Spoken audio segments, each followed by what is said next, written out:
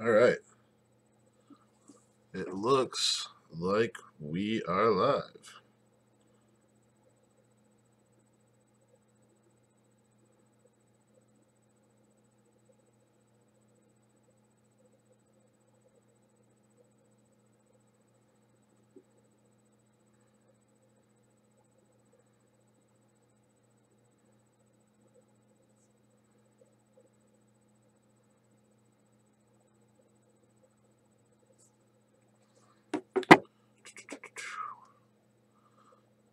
We have audio. You guys hear me? Gonna wait a little while. Let some people get in on the chat.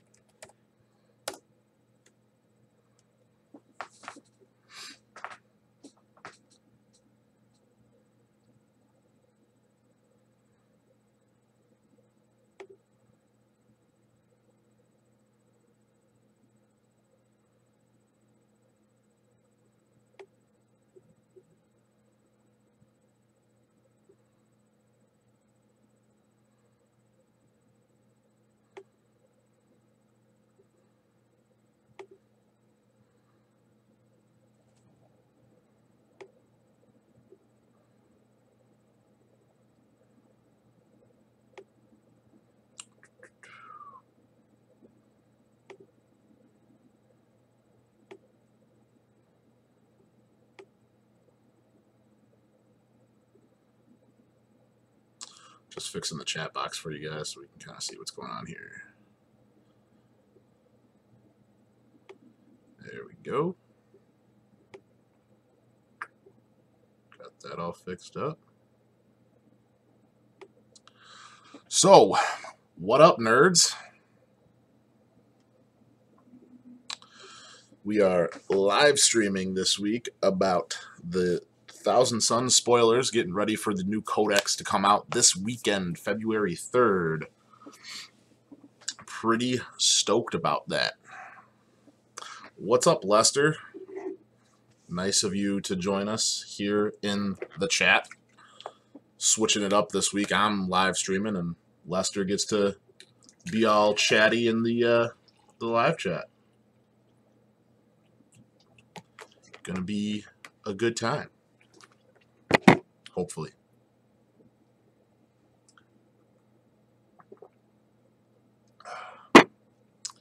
So, long-time fan, first time something that I can't see right now. I'm going to pop up the chat box over here. I don't need to see myself. That's fine. First time chatter.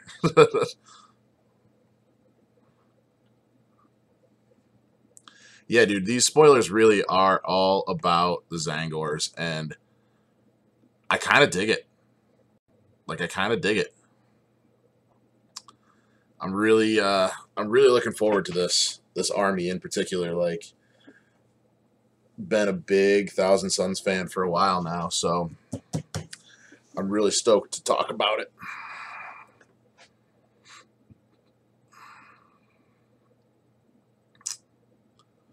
Gonna give it a few minutes before we start talking. Let some of the other subscribers, other chatters, get in on this. So, anyways, Lester, how are you doing today? Nice to see you. Good to talk to you. How's the audio? Does it sound okay?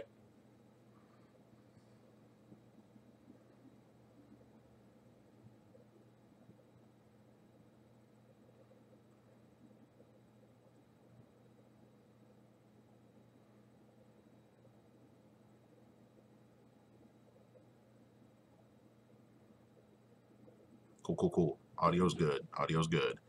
Twerking on your Hell Blasters, huh? You're gonna have to send me pics later. I need to see those Hell Blasters, those scurry Scurry Hell Blasters. I'm not a fan. Not a fan of those Hell Blasters of yours. Gonna squish them. Gonna squish them with some Zangors.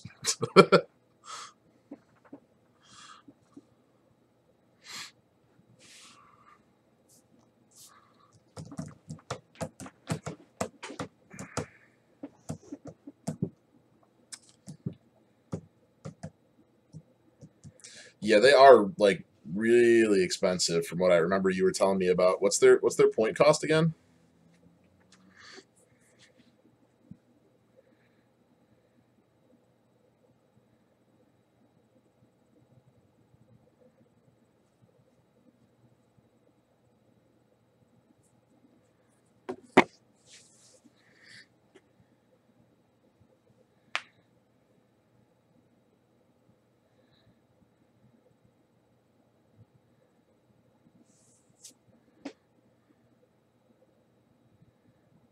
Damn. 10 of them for 330 points. That's a lot. 33 points per model. So they cost as much as Chaos Spawn. 33 points per model. Exact same cost as Chaos Spawn, but way more range.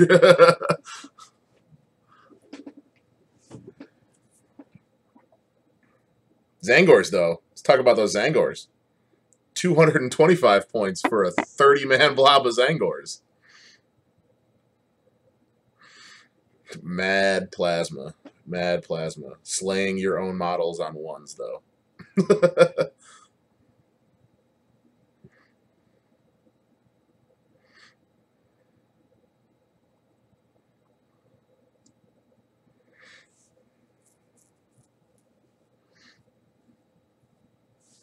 But there's auras and things like that to fix that too, I suppose. Re-rolls and such. What do you think, Lester? Should we give it a little bit more time, or should we start it up?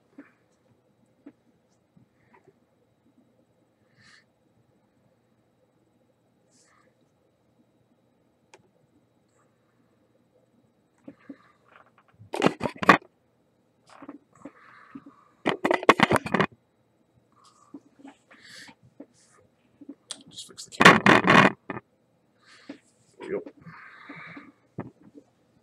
All right, let's get rolling. I agree. Let's do it. So, first and foremost, Thousand Sons players will be rewarded for their dedicated list building with the Brotherhood of Sorcerers. It's a special rule designed to help them capitalize on their psychic powers. So there isn't too much more on what the qualifications for this are yet, as far as I can tell. But what it does is, when amassed on the field of battle, the sorcerers of the Thousand Sons draw upon each other's psychic vigor, using the collective vortex of magical energy to augment their own spellcraft. The ranges of all psychic powers manifested by units with this ability are increased by 6. So good. So good. There's two things pretty much that I've seen from the spoilers, and what that is it's basically they're really pushing you to go really psychic heavy, and it seems to me that they're going really melee heavy too. It's just a lot of mobility, a lot of psych stuff, and affect the battlefield from afar. Yeah, I'm thinking that there's going to be just psychic psychers like HQ choices and things like that are going to get the special rule. I don't think that the sorcerers in like Rubnik Marines and the Scarab Occult Terminators are going to get this rule. It'd be awesome if they did, because it would increase the smite range by 6 inches, which, awesome. I think 18 inches to 24 inches would be so cool. So cool. talking about psychic powers, the new Thousand Suns Codex receives not one, not two, but three new psychic disciplines to draw from, in addition to the full Dark Hereticus discipline from Codex Chaos Space Marines. Don't worry though, those psychic powers, those psychic disciplines are also going to be printed in this Thousand Suns Codex, so you don't need to have both of them, which is really convenient. They only spoiled two of them so far. The first of which is the Glamour of Tzeentch, which has a warp charge value of 7.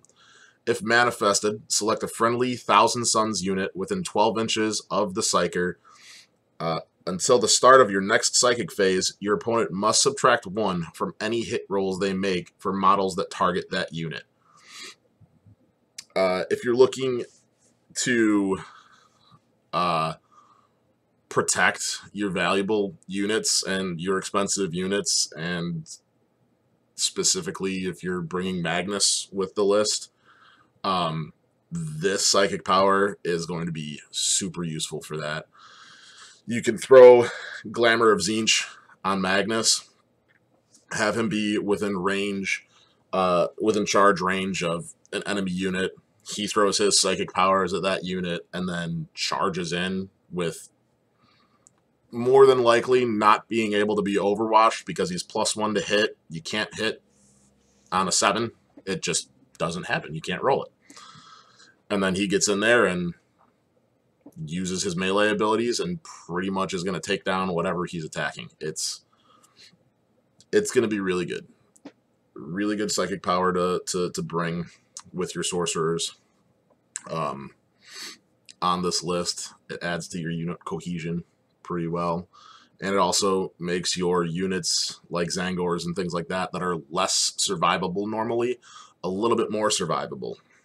The Zangors do get that 5-up invuln, but they only have, I want to say, a 6-up armor save.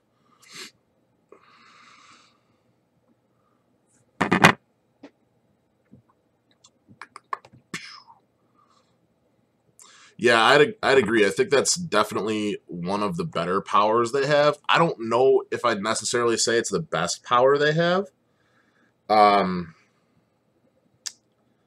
Mostly because of the fact that A, we don't know what the third one is yet, and B, I personally really like Doombolt. And that's what I'm going to talk about next. It's the next new one. If you're looking to isolate a particularly dangerous enemy unit, the Doombolt Psychic Power both restricts enemy movement and deals some mortal wounds to boot. So Doombolt has a warp charge value of 9, so it's a little bit high, but assuming that Thousand Suns are going to get the Eye of Tzeentch as an artifact, like you can already bring with a Tzeentch army with Chaos Space Marines, which I don't see why they wouldn't. You add 1 to that psychic tests and deny the witch tests, I believe. Doombolt has a warp charge value of 9. If manifested, select an enemy unit that is within 18 inches of the Psyker. Again, if this particular Psyker is part of the Brotherhood of Sorcerers, that's within 24 inches now, and visible to him, that unit suffers D3 mortal wounds, and in their following movement phase must have their move characteristic and cannot advance.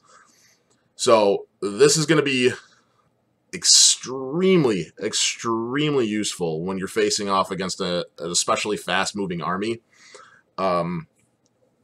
You know, Death Guard and Nurgle, we talked about. Lester and I are going to be particularly like foot sloggy, super fast, zooming around the battlefield, as well as Tyranids. I think that this particular psychic power could be super useful against those kinds of things. Like just being able to restrict your enemy's mobility is super useful in 8th edition. As well as boosting your own. It kind of ensures that, hey, you're not going to get to me this phase, but guess what? I've got this blob of 30 dudes that I'm going to run down your throat. Let's talk real quick one of the other things that they mentioned is demonic sorcerers in your Thousand Sons army. So that's Demon Princes of Tzeentch and Magnus himself. Can also take advantage of the Discipline of Tzeentch from Codex Chaos Demons. Again, reprinted for convenience. Proger, what's going on, buddy? I'm glad you could join in on the chat. We're here talking about the Thousand Sons, man. It's going to be a good time. We've covered the new psychic powers so far, as well as the Brotherhood of Sorcerers ability. Have you, Proger, have you seen the spoilers yet?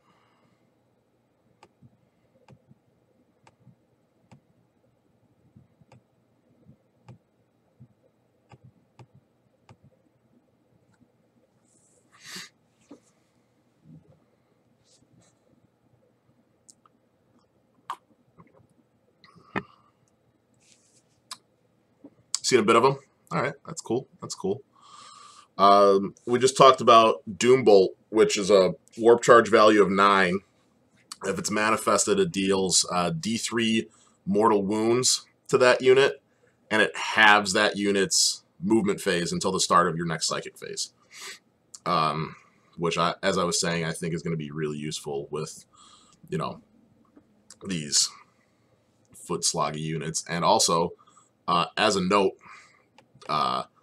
one thing that I think that's going to be super useful with is flyers. Anything with the fly keyword. It halves that flyer's movement speed, and that flyer can't advance. Which is great.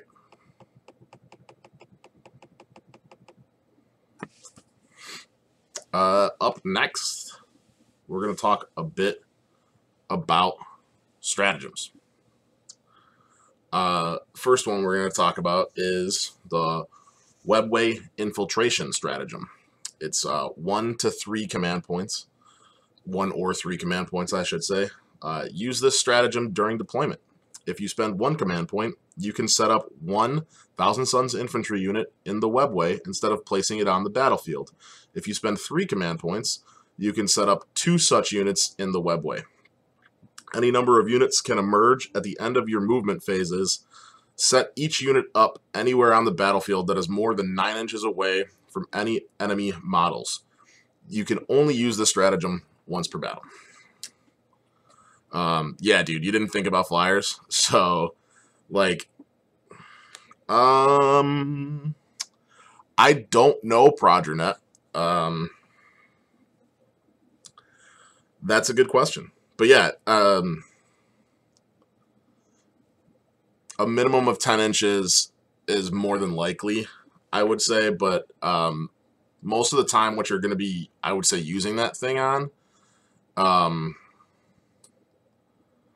mean, I think, aren't there certain ones that have to move their full movement? I could be wrong.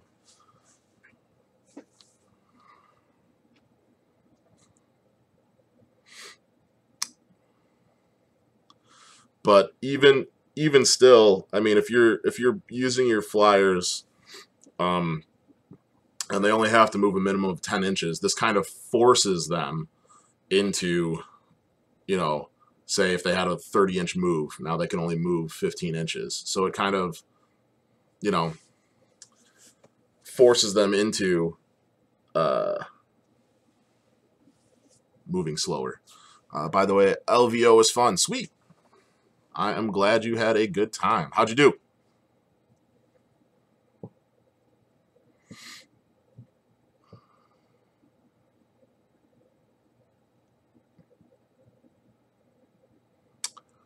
But anyway, going back, talking about the Webway 47th? Out of how many?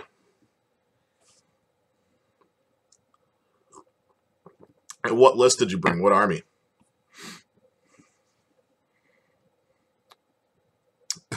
Your little bro doesn't want to comment, but he has a question. What's the question? And who's your little bro?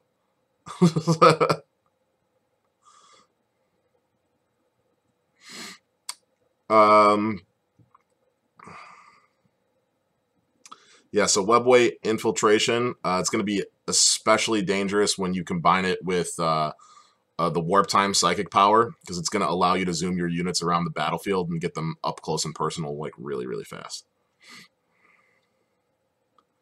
With the beta rule that limits psychic power use, do you think that Thousand Suns will have enough damaging powers to make up for the fact that you can only really get off 4 effective smites? I think so. I also wouldn't be too surprised to see other stratagems that make them more effective. I'm thinking that so my answer for that is yes, for sure, especially with how much soup you can make between Thousand Suns and Siege Demons. Yeah, that's true. That's very true. And it doesn't even necessarily have to be Tzeentch Demons. You can, and then you can also bring, you know, regular Chaos Space Marines and their use their psychic powers as well too. So they're not limited to just Thousand Suns. Your Chaos Demon Prince and Magnus also have the ability to use Tzeentch Demon psychic powers, and all of your sorcerers in your army, with the exception of your Demon Prince, or even your Demon Prince, actually, now that I'm thinking about it, can use Chaos Space Marine psychic powers as well. Tzeentch Chaos Space Marine psychic powers. So you are limited to Tzeentch psychic powers, but you're not limited to just Thousand Suns. You have Thousand Suns, Tzeentch Demons, and Chaos Space Marines.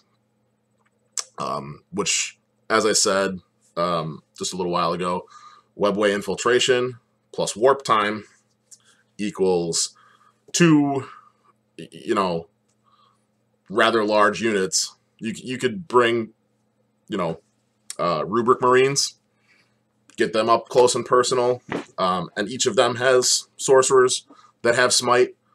I also read that Tzeentch is going to get, or Thousand Suns is going to have access to horrors. Horrors also get smite. So if you're going to build an effective list, especially for psychers, I would say that bringing horrors, bringing rubric Marines, bringing Scarab Occult Terminators, that's 3 units that aren't HQs that have the ability to smite. And then when you have your horrors, they can split from pink horrors to blue horrors to brimstone horrors. And you're talking about a 10-man blob just became a 20-man blob, just became a 40-man blob. So it's a lot to deal with that. Granted, when you get down to the brimstone horrors, they no longer get the ability to cast smite, and horrors only get 1 die to cast smite instead of 2 dice, but that's still okay with smite, at least. I'd also like to talk real quick about the Dark Matter Crystal. This is a new artifact that gives the bearer the following ability. Once per battle, at the end of your movement phase, you can select the bearer or a friendly Thousand Suns infantry unit within 12 inches of him, remove that unit from the battlefield, and immediately set it up anywhere on the battlefield that is more than 9 inches away from any enemy models. This does not count as falling back if the unit was already within 1 inch of any enemy models. Even as a once per battle use artifact, it's honestly, I think, still pretty good. There's going to be a lot of ways that you can use it. You can pull a unit out of close quarters if you didn't want it there. Like if it was charged the previous turn and survived, you can go, you know what, I don't want you there anymore. Get out of there. And it doesn't count as falling back. So you can move that unit back 9 inches, have it shoot at the unit it was just in close quarters combat with, and then charge that unit. Which is great, because not everybody can do that. Not everybody has the special rule of being able to fall back, shoot, and then charge.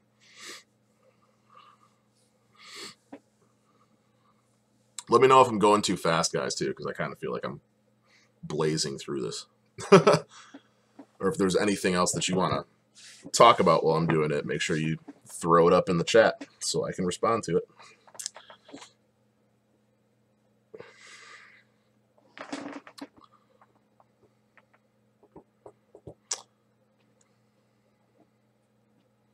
The next stratagem that was spoiled is Warp Flame Gargoyles. It costs 1 command point. Use this stratagem at the start of any fight phase.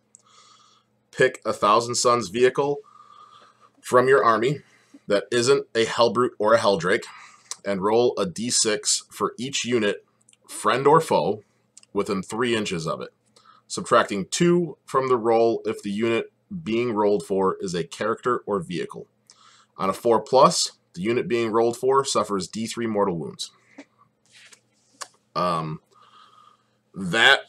I think, is going to make rhinos more survivable. Things that are like anything that goes along that platform, like your tanks, it's going to make them a little bit more scary because it's essentially giving your tanks an Icon of Flame like ability, like your troops can get, which we'll talk about later with Zangors. A 30-man blob of Zangors with Icon of Flame is super scary. Lester, what's up? Your computer dropped? You dropped your computer or your computer dropped?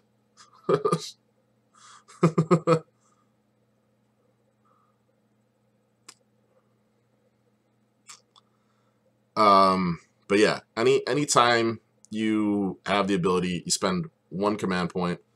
So the question would be, would the guys inside of the Rhino be affected as well because of how it reads? That's a good question.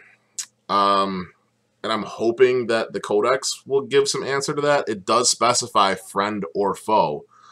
That's tough to answer. I would think probably yes, as much as that sucks.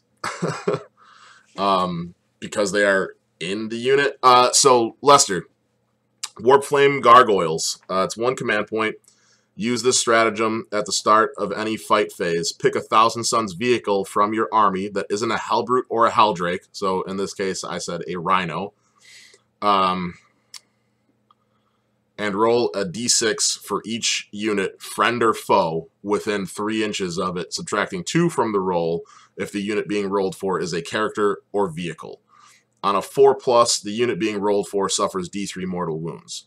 So the question is, if that Rhino is carrying a squad of dudes inside of it, do you have to roll for that squad of dudes?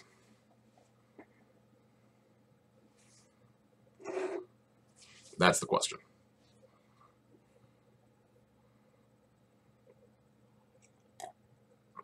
The way it reads, it kind of sounds like yes. But it also seems kind of silly to me that you would have to roll for the thing inside of the Rhino, since the Rhino is itself what's using that ability.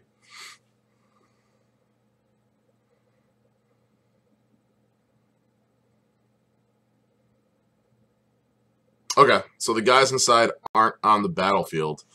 So that would mean, no, you don't have to roll for them. That's good. That makes that stratagem a little bit better and a little bit more effective. Yeah. I like that. I like that a lot more now than I did before, because I was thinking before that the unit inside.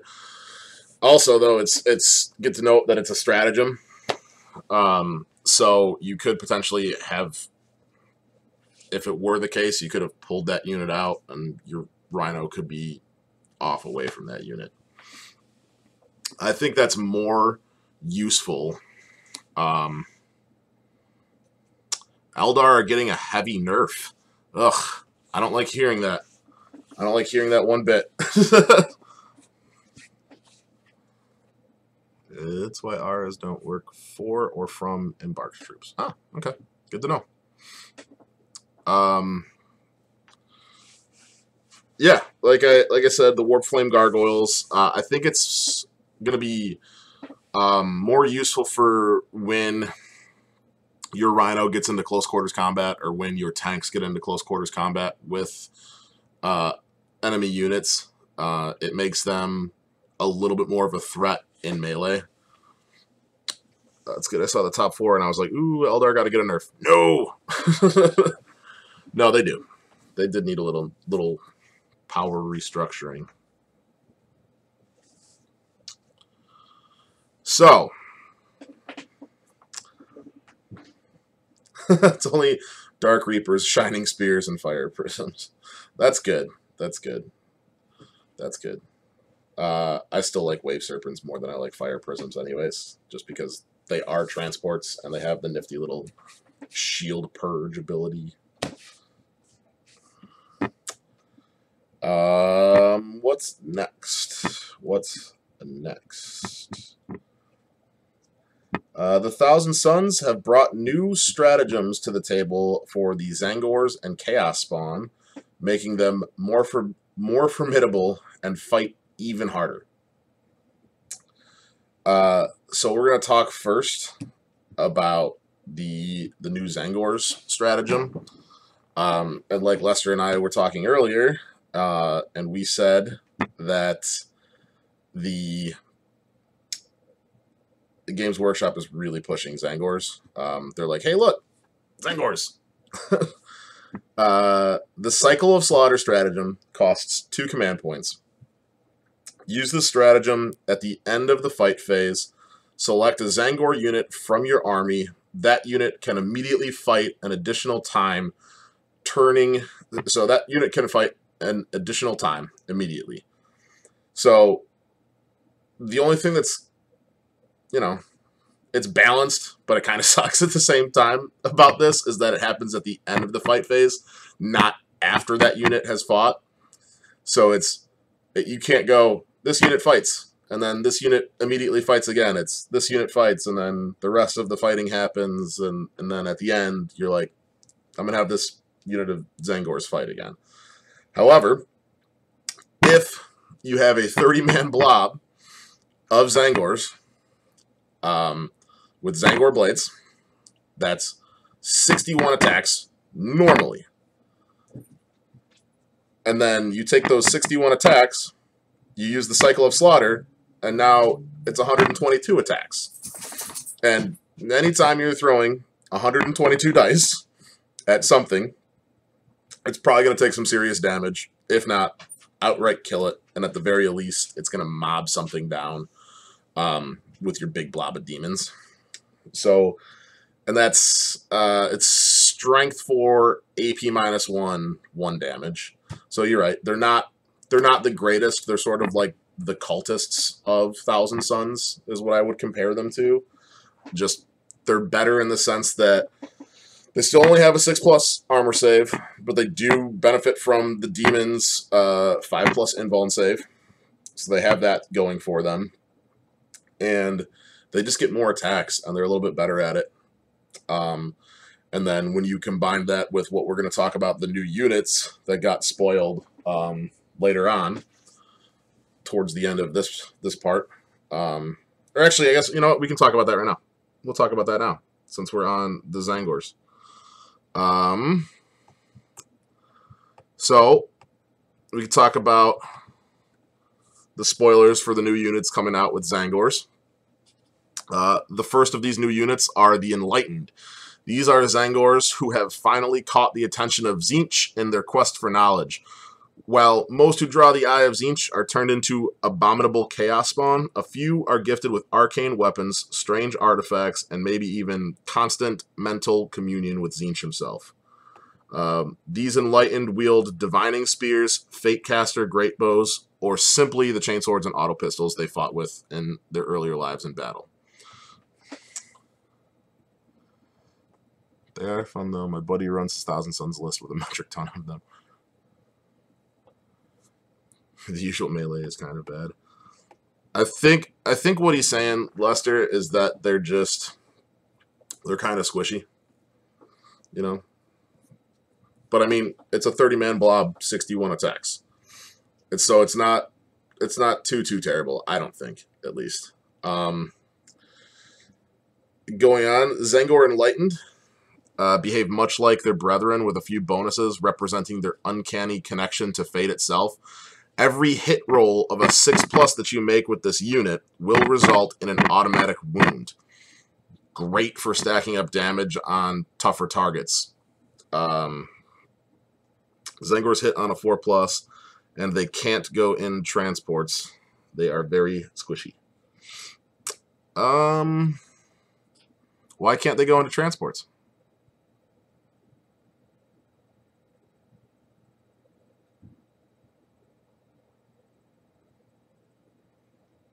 I was unaware that they could not go into transports. I'm glad you brought that to my attention.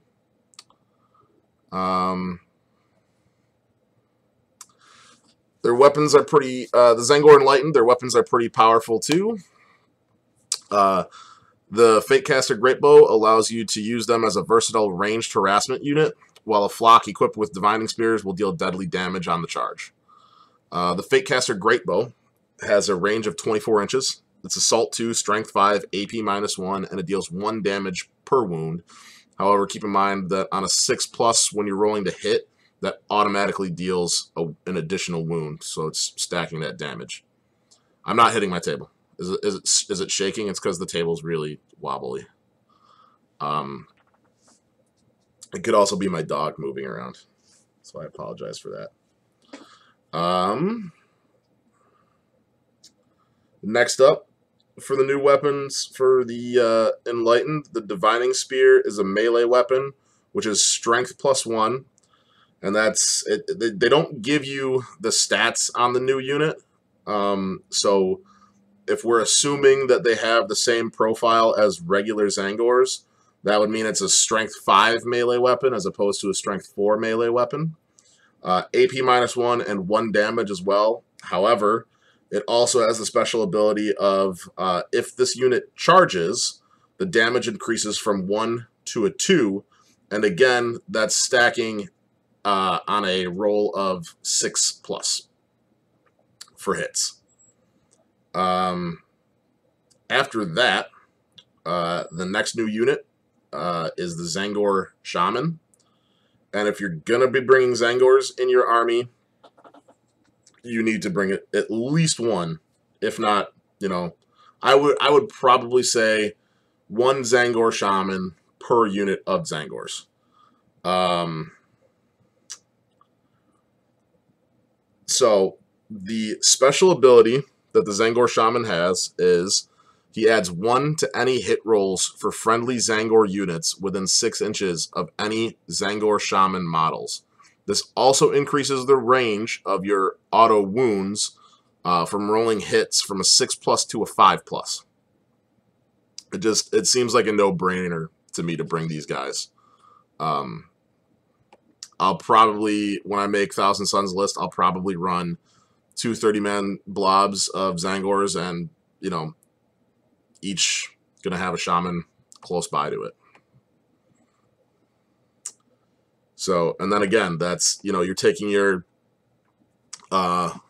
Cycle of Slaughter stratagem right there, along with your Zangors, and that's taking them, your regular Zangors, taking them from hitting on a 3+ in melee to hitting on a 2+, and then going from there, you know, hitting on a 2+, 61 attacks, and then potentially another 61 attacks. It's super blobby. They're going to be great in melee, in my personal opinion. They're still going to be kind of squishy, you know, but yeah. My bad, I believe they can. My friend was just mistaken. Yeah, they're a troop's choice. They're an infantry unit, so I don't see any reason why they wouldn't be able to be taken in a transport. And again, 122 attacks. So, next up, we're going to talk about the Chaos Spawn, who have a new stratagem. Bob, who has been on the channel, plays his orcs with a wah banner. Dude who does that +1 to hit nonsense. It's so damn good. But you can still only fit 10 in, so that kind of sucks. Yeah, that's true. You can only fit 10 in, and that does kind of suck. But at the same time, I feel like even just bringing them as a 30-man blob, and again, why not 2 30-man blobs, use the webway infiltration stratagem, so you're starting them off the table, and then plopping them down 9 inches away from an enemy model. You can use your dark matter crystal and take your shaman, put it in between those 2 units that you just dropped down on the table, charge with those units, and then if you're bringing them with the icon of flame, as well as the an instrument of chaos, they add 1 to advancement rolls and charge rolls.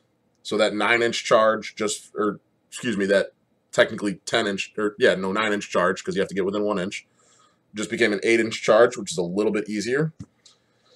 And the icon of flame is, at the start of your psychic phase, roll a d6 for each unit with an icon of flame. On a roll of 6, inflict 1 mortal wound on the closest enemy unit that is within 12 inches of the model carrying the icon of flame. Right, and don't forget about warp time.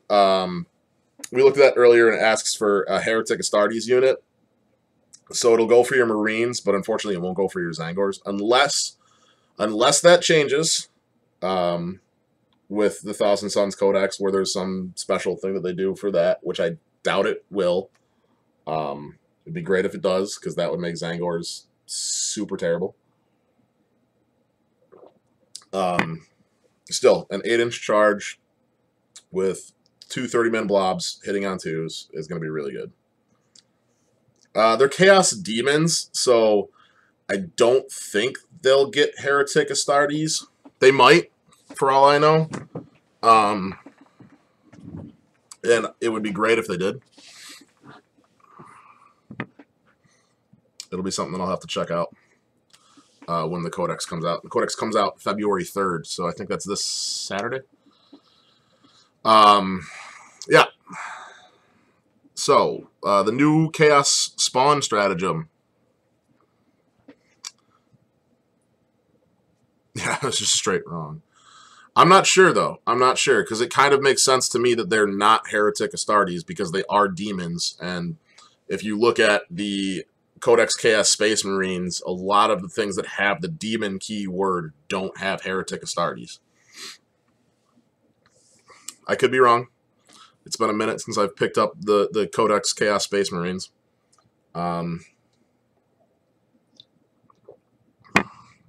Like I said, I'll have to check it out and take a look.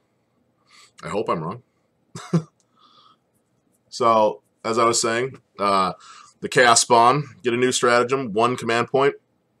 In the fight phase, just before a unit of Tzeentch Chaos Spawn from your army fights. A unit of Tzeentch Chaos Spawn from your army fights. Instead of rolling a d3 for that unit's mutated beyond reason ability this phase, you can choose the result from the table. In addition, you can re-roll the number of attacks each Chaos Spawn in the unit makes until the end of the fight phase. That's great for 1 command point, and you can bring, a couple of Chaos Spawn in each unit, 33 points apiece. If you choose Toxic Hemorrhage, for instance, then the Chaos Spawn in that unit not only get to reroll failed hits, but failed wounds as well, which is super good. Grasping Pseudopods gives each Chaos Spawn in that unit 2 more attacks, and Razor Claws changes the AP value to a -4 instead of a -2. Oh, they are Heretic Astartes. That's super awesome. I am really excited to just march Zangors around the battlefield now. Oh, that's so good. I'm so happy about that. So happy about that. That's going to be great.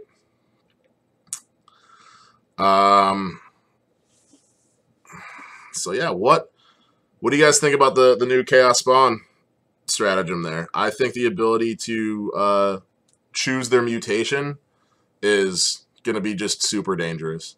Especially, like I said, rerolling failed wounds and failed hits is really good. Adding 2 additional attacks, rerolling hits, great. AP -4, rerolling hits, great. And Chaos Spawn aren't really all that expensive either. 33 points a piece. And you get those 3 abilities. Let's take a look at their stats real quick. So they hit on a 4+, which is not the greatest, but it's a strength 5, AP -2, 2 damage each, and they get D6 attacks each turn. Spawn are pretty solid because they are fast and they hit pretty hard for 33 points model. Yeah, movement of 7 inches, you know, again, warp time along with that. If they are also Heretic Astartes, which I think they might be. If not, even still, 7-inch movement is still pretty decent. Let's see. Speaking of Chaos Spawn, the last stratagem that they spoiled, and probably the most thematic for Thousand Suns, is Flush Change. For 1 command point, use this stratagem at the start of any phase. Pick a Thousand Suns infantry character from your army. That character is slain, but you can add a Chaos Spawn to your army. If you do so, set up the Chaos Spawn within 6 inches of the character before removing them as a casualty. A Chaos Spawn created in this manner must have the Tzeentch keyword, and it does not cost any reinforcement points in a match play game. I mean, you can get a free one with the stratagem with Thousand Suns. That's exactly what we're talking about. So you get a free one, and I don't think you can add it to an existing unit. I could be wrong about that, and it would be great if you can say that it's in an existing unit. I don't think you can, though. It has to be a separate Chaos Spawn in your army. But having that come in, when I first saw these spoilers and Lester and I were talking, you can ask him, I hated this. I was like, I have to kill a character and all I get is a Chaos Spawn. But then the more I thought about it and the more we talked about it, I realized that, so let's say you've got a character that's about to die, either because it got into close quarters combat or because it's being shot at a bunch by las cannons or whatever. This is a stratagem, again, you can use at any phase. Any phase. You say, hey, this guy with only 1 wound left, he's gone, and he's a Chaos Spawn now. And if it's in the fight phase and you do that, and he just fought, you got a new unit on the battlefield now. That unit gets to fight again, and you can use that new Chaos Spawn stratagem and pick how you want that unit to fight. In that case, I'd probably give it 2 extra attacks if it was fighting a unit that had more models in it. If it was just fighting another character, then either AP -4 or re-rolling failed wounds. I think that that's just going to be really clutch in a lot of different ways. You know, if you really need to take an objective and your character is 6 inches away from that objective or 9 inches away from that objective, you can, and he's almost dead, slay him, kill him, drop your Chaos Spawn 6 inches away from him, which is 3 inches to the objective. He's controlling that objective. If he's the only one there, you know. I think that there's a lot of jankiness that that could happen there. A lot of jankiness, but a lot of good stuff for the Thousand Suns. I think it's going to be good.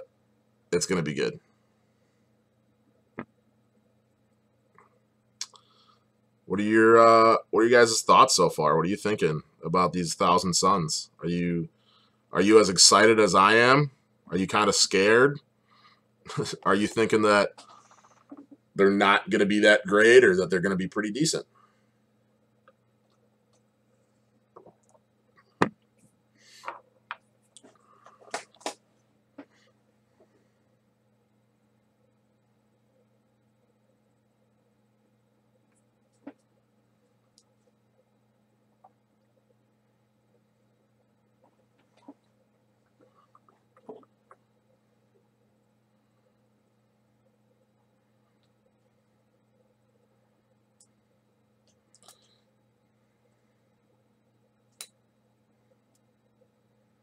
Yep.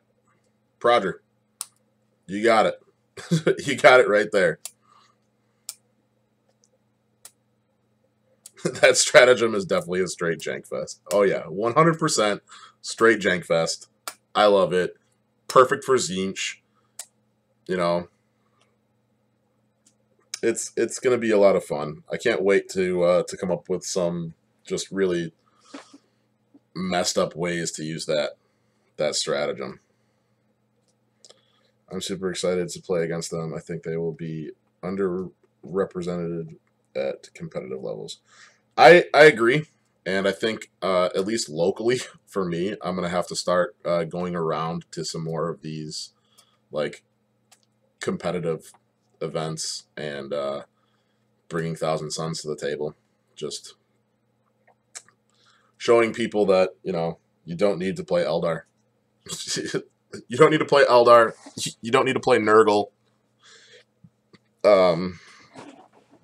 Or Custodes. So, what do you think about the new Zangor units before we get into the last new unit that was revealed? Any thoughts on them? I'm really digging the Enlightened, especially comboed with the Shaman along with your other Zangors. You guys got any thoughts for any other new units that Thousand Suns might get that they don't currently have in Battlescribe and whatnot? Zangors seem more viable now. Yeah, I agree. Before now, I've avoided picking up Zangors and just buying a couple boxes of them just because I didn't think they were going to be super survivable. But with these new spoilers, with these new characters and auras and whatnot, it's going to be really good. I agree, Lester. I love the idea of the new Zangors. When I get the new codex, it might not be this weekend. I might wait until about next week, middle of next week, sometime to pick it up. But I'm going to do another video, another review, like I said, sometime in the middle of next week on the actual codex itself and everything that's in it, as well as what I think a viable list or a strategically or tactically sound list for the Thousand Suns will be. So make sure you tune in next week sometime for that talk. But yeah, on to the last new unit that they spoiled is the, and I might butcher how to pronounce this, but I'm going to guess it's the Mutalith Vortex Beast. The Mutalith Vortex Beasts, as quoted by Games Workshop, are a pretty terrifying prospect on the tabletop as well, thanks to a suite of strange and arcane abilities. Include this mutant monstrosity in your army, and you'll be able to pick one powerful effect per turn, or throw yourself on the mercy of your dice and get 2 random ones. I'm also really hoping for rubrics to get a point drop. I'm not going to lie, I would love for rubric Marines to get a point drop as somebody who plays Thousand Suns, but I don't know if they will. And that's just because of the fact that, you get 4 rubric Marines with those Inferno Bolt guns and a Sorcerer for 107 points. I don't think that they're overly expensive. I wouldn't mind seeing them drop down to like 95 points, I think would make them more viable. And the fact that they get a 5-up invuln. They get a 3+ armor save. They can cast Smite. And if they get that Brotherhood of Sorcerers abilities, they can cast Smite up to 24 inches. That's going to be great. If they are able to collect on that, which I don't think that they will. If they are, it will make the value of 107 points more compromisable. I think that the Scarab Occult Terminators could use a point drop myself. But I also think that Terminators across the board could kind of use a little bit of a point drop. They're not as effective as they were in 7th edition for how much they cost. It just doesn't make sense to me for them to cost that much to not be as valuable as they once were. I could be wrong. I don't know. You guys tell me if I'm just being totally unrealistic or if you think I hit the head on the nail. So yeah, the Mutalith Vortex power roll. Choose 1 or 2d6. One thing I want to say real quick is it doesn't specify what phase this happens in, when you can do it, when you can't do it. That's something I'm hoping is, well, obviously it's going to get cleared up in the new codex. At the beginning of my 8th Deathwing ruled, but slowly they kind of broke down. Yeah. Yeah. So Mutalith Vortex Power, you can choose one of these, or you can roll 2d6 and you get those 2 powers. So first up, we're going to start off with, I think Rubrics would have gotten a point drop in CA17 if they were going to get one. Yeah, I would agree. What do you think about Terminators, though, across the board? I'm saying like all armies for Terminators getting a points drop would probably be beneficial. I know. We talk about Termies and how they kind of suck now. They used to be so good. They used to be so good. Yeah, Mutalith Vortex Power Roll, especially with Primaris existing as they do. Yeah. So, again, as I said, not sure what phase this happens in or exactly when to do it. But you can either roll 2d6 and get both of those results, or you can pick one of these results from this table anytime you are to do it. Number 1 for the Mutalith Vortex Power Roll. Warp Flare. Each enemy unit within 9 inches of the Mutalith Vortex Beast immediately suffers a mortal wound. Great. That's awesome. Especially if it's within 9 inches of a lot of stuff. Chaotic Infusion is number 2. Pick a Tzeentch unit from your army within 9 inches of the Mutalith Vortex Beast. Add 1 to that unit's strength characteristic until the end of turn. Super good. Combine that with your Zangors and your Enlightened, and you're going to be doing a lot more damage. Number 3, Temporal Flux. Pick a Tzeentch unit from your army within 9 inches of the Mutalith Vortex Beast. You can re-roll failed charge rolls for the unit this turn. If the unit is already within 1 inch of an enemy unit, they fight first in the fight phase as if they had charged this turn. Again, super duper good with Zangors. Like, when I say they're really trying to make Zangors more viable, they're really trying to make Zangors more viable. That one is going to be... I might just... If I was going to pick one on this list, I might pick that one. Solely for the fact that if I have Zangors that fail a charge, they can re-roll that charge. If they're already in... If they charged last turn and they're already within an inch of an enemy, they get to fight first. Number 4, Ephemeral Touch. Pick a Tzeentch unit from your army within 9 inches of the Mutalith Vortex Beast. Improve the AP of all melee weapons wielded by that unit by 1 until the end of turn. So AP 0 becomes AP minus 1, AP minus 1, AP minus 2. Yes, by the way, the Mutalith Vortex Beast can be seen in the promotional pictures on the spoiler pages. He is behind Magnus and to the left. And it's a really cool looking model, if you ask me. I can't wait to get my hands on one and get it painted.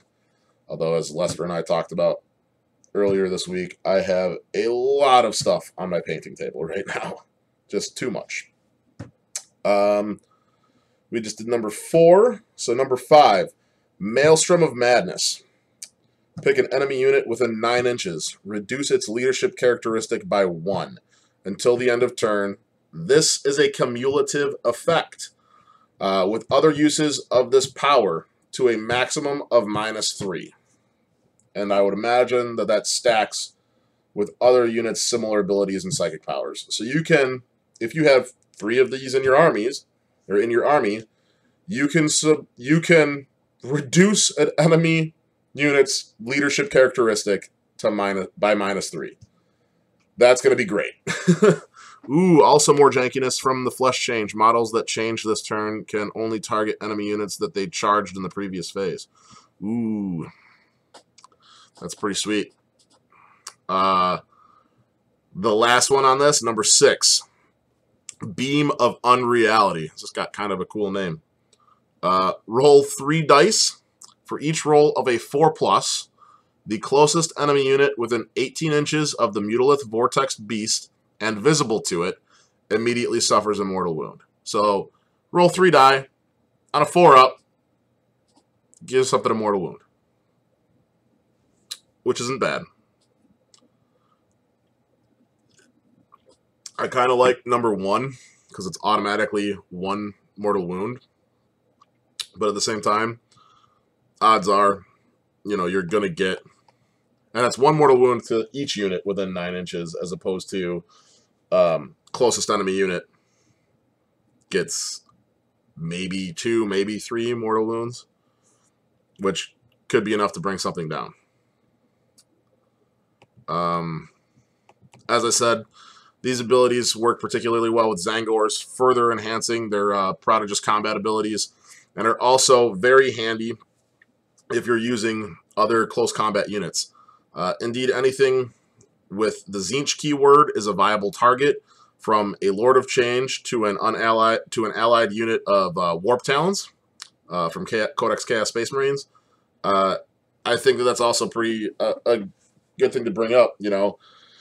Combining these with Warp Talons. Yeah, the Beam of Unreality is basically a free smite. Yeah, 100%.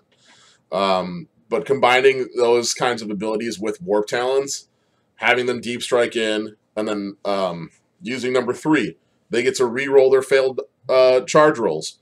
And guess what? They're Warp Talons. They don't get Overwatch on a turn that they deep strike in. I think that using stuff like that is going to make the Thousand Suns just really, really strong. It's not so much... I think that, yes, they're going to be a strong army on their own, or a strong faction on their own, but I think that they will be made so much better by including normal Chaos Space Marines units as well as Chaos Demons of Tzeentch. I'm super excited for this Codex release. I can't wait. I might go to my my local game store this weekend and just look at it. Just wait.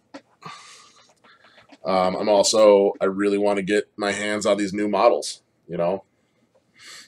I want to get a Thousand Suns army put together pretty quick so that we can get a bat rep down for you guys. Lester and I have been talking about for a while now, Thousand Suns versus Space Wolves little narrative campaign. If that's something that you guys would like to see with the new Codex coming out, it's going to be sweet.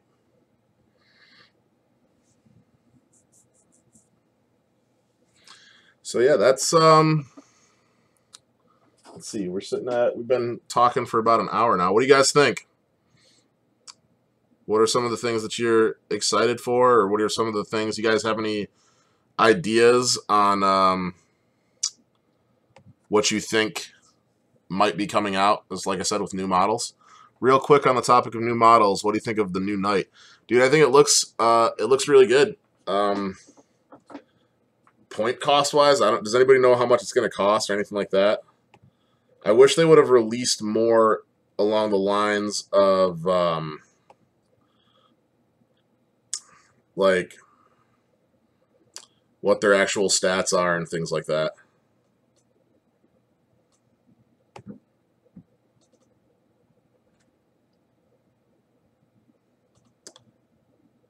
Yeah, I think it's gonna. Yeah, it'll be faster. Maybe not quite as survivable, if that's a thing, as the larger knights. It's supposed to be a Scout Titan, so it'll be faster. Yeah, I think it's gonna be sweet. I really like the look of the Cryptek. I think that thing looks pretty sweet. Arbiter loves his Necrons, so I'm sure that he's super excited about getting that that Cryptek. I think that's gonna be cool. I can't wait to see that thing on the battlefield. There's a lot of new stuff coming out in the 40K community this year that I'm really excited for. Hype for the Necrons codex. Yeah, it'll be interesting to see what happens. Yeah, I'm all about adding variety to the game too. I think that they've done a pretty decent job so far of spreading out new units, and they've definitely, like, I gotta say, they've done a much better job than I expected of actually getting like codexes out relatively quickly. I know obviously there's a few people that are upset that they haven't gotten theirs yet and whatnot, and that's totally 100% understandable. I've already gotten 3 of mine. So now I'm waiting on my 4th. Eldar, Chaos Space Marines, Chaos Demons, and Thousand Suns coming out this weekend. So I'll have 4 codexes and 4 armies to toy around with. And some people haven't even gotten their first one yet. But Orcs players getting wrecked this edition. Yeah,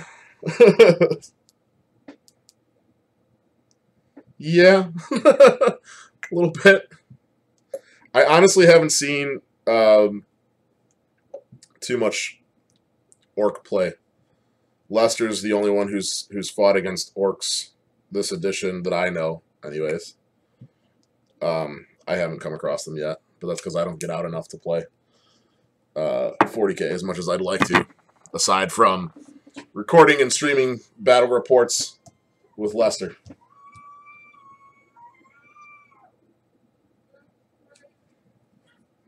Sorry, there was somebody yelling outside of my apartment. That's why I was looking over.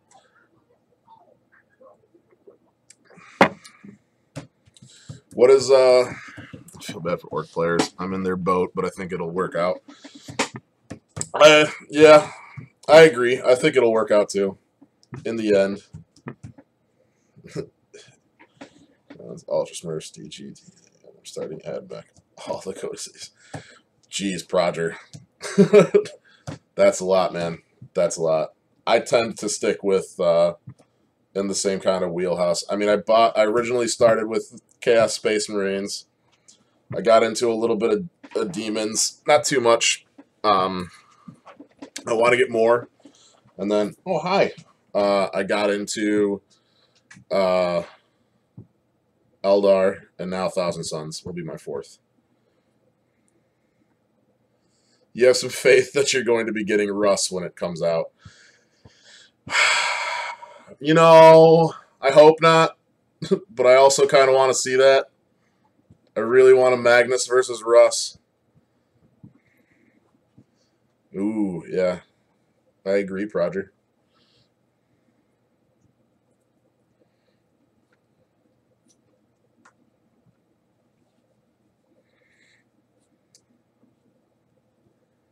I agree. So what do you guys think? What's aside from Thousand Suns, what's the next codex that you're the most excited for? And also besides Space Wolves for Lester.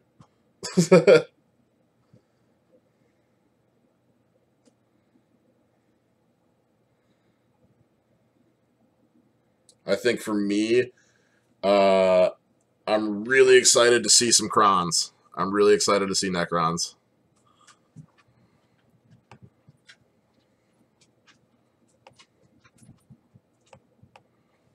And, Drakari. Dark Eldar. Yeah.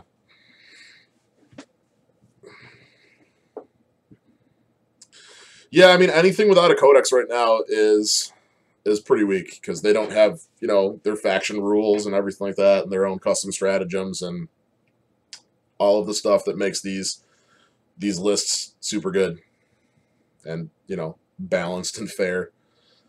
It's unfortunate, but these things happen. It takes time. I get it.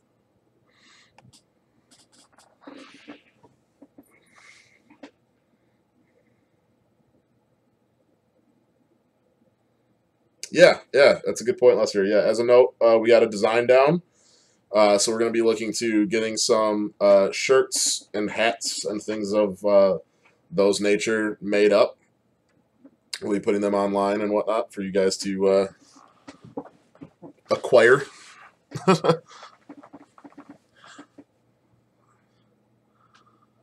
Yeah. So I really want to I really want to fight Necrons with their codex to see. I mean, they're going to be super strong again. I have a feeling like they were in 7th edition. And the sad thing is they're already really pretty badass without a codex. I think they're probably I would say, in my opinion, out of the factions that haven't received a codex so far, I would say that Necrons are the strongest. And I also want Tau to get a codex because, I want to fight Buggles. Of course, he's got to get his stuff painted first, but, and assembled. I really want to fight our buddy Buggles and his Tau force with my Thousand Suns.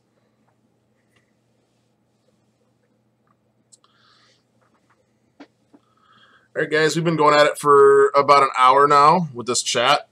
Any other questions you guys have? Any other anything else you guys want to talk about? Let me know.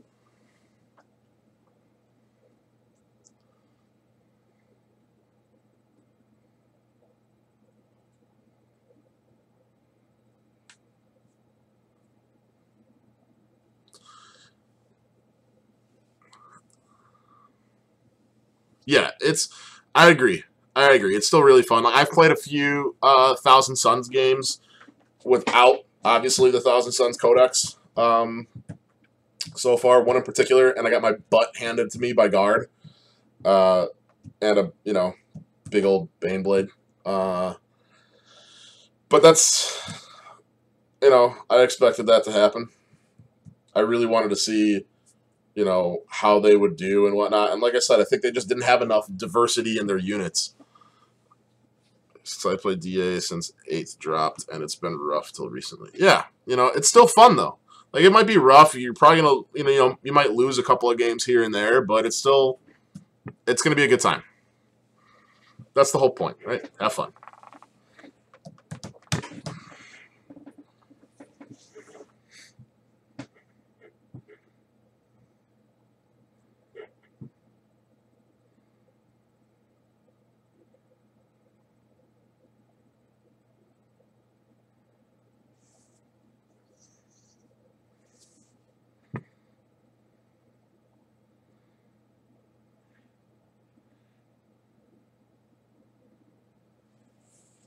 So, but Lester, you've got you can pull stuff from the Chaos Space Marines Codex that's already out too, and um, the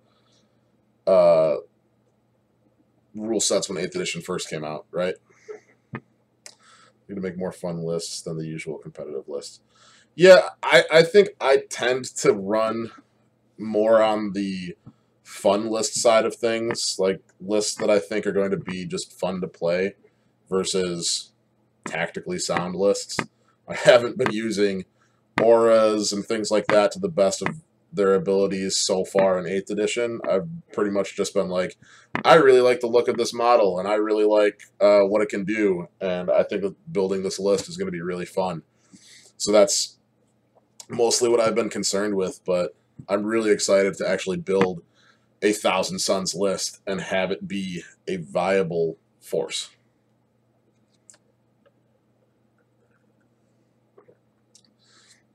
Looking at Codex Custodes to look at it and maybe even add it to the soup. Yeah. Yeah, you should, Lester. You should pick up Codex Custodes. You definitely should. I agree.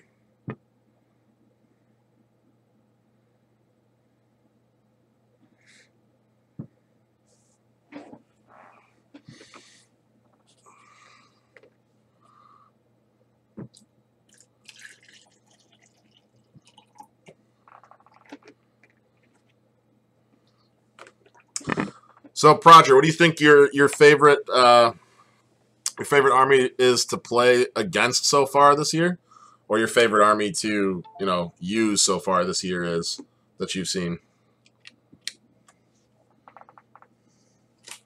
I ask you because I think you get out a little bit more than Lester and I do to play. I mean, really, it's for anybody in the chat that wants to answer.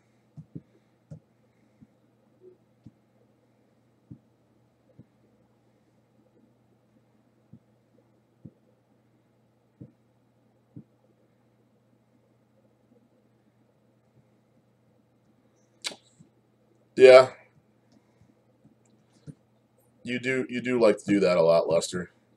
Making a list based around a concept that you want to try out. And then you usually send that list to me. Ooh, Sisters of Battle. I haven't seen them, like, at all. And I know very little about them, to be completely honest. Sweet.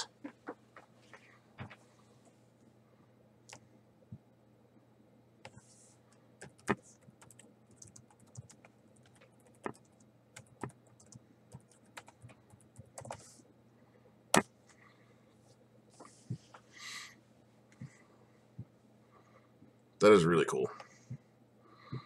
Really, really cool.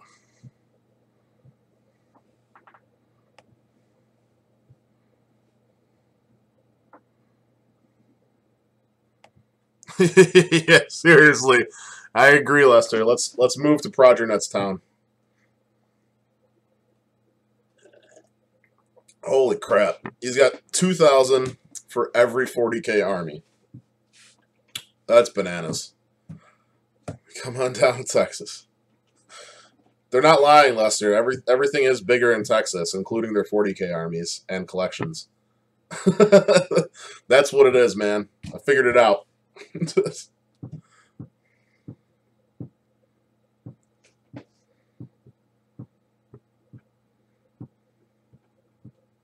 definitely it'll definitely be warmer. Definitely be warmer down there right now too.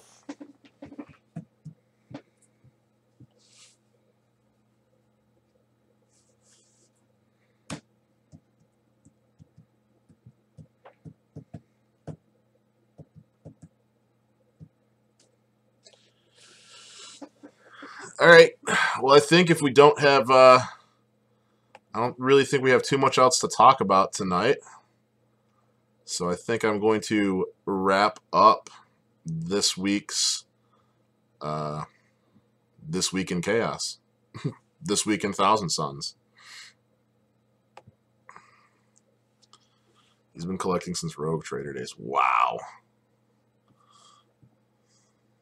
He's been collecting for a long, long time.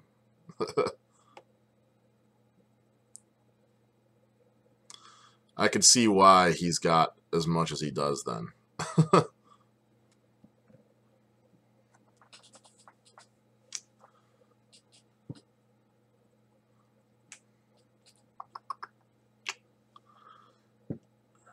Yeah.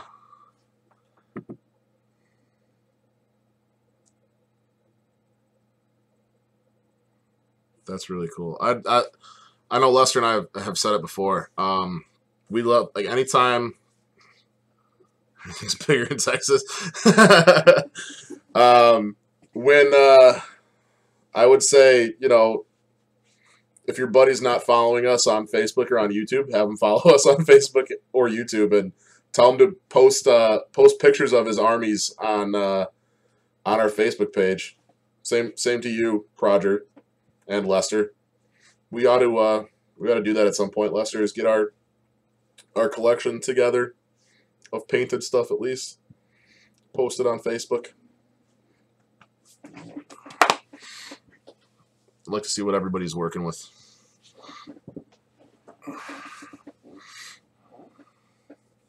Forces are winter themed. Yeah, when you live up where we do, up here in New York, we're legally obligated to have to complain about winter, you know, every couple of minutes. Especially where we're located, we get like 8 months of winter. 4 months of construction.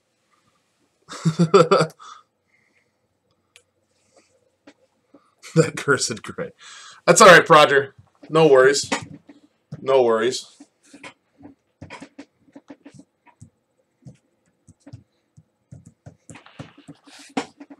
Hey, man, if you ever, like I said, if you ever feel like posting anything on Facebook, just feel free. That's all I'm saying. That's it.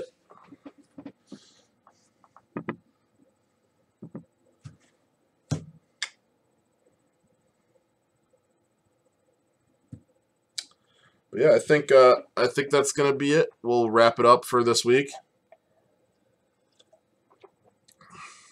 and we'll get back to you guys next week. Hopefully, we'll get some more battle reports up on YouTube for you guys to watch.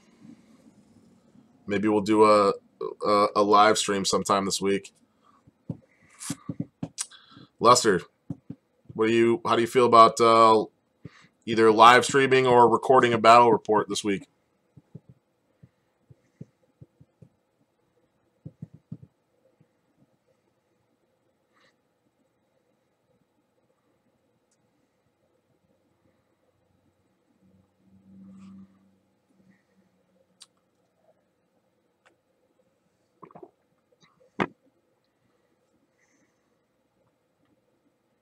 Tisk, tisk, tisk.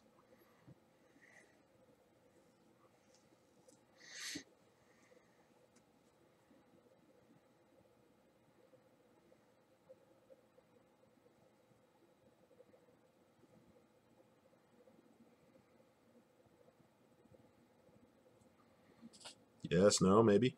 What do you say, Lester? You want to fight? You want to fight this week? Let's fight this week, Lester. We haven't fought in a while. Me and you. Mano y mano.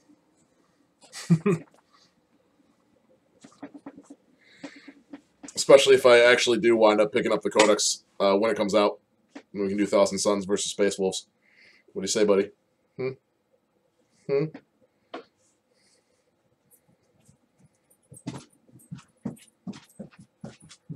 Hey, sounds good.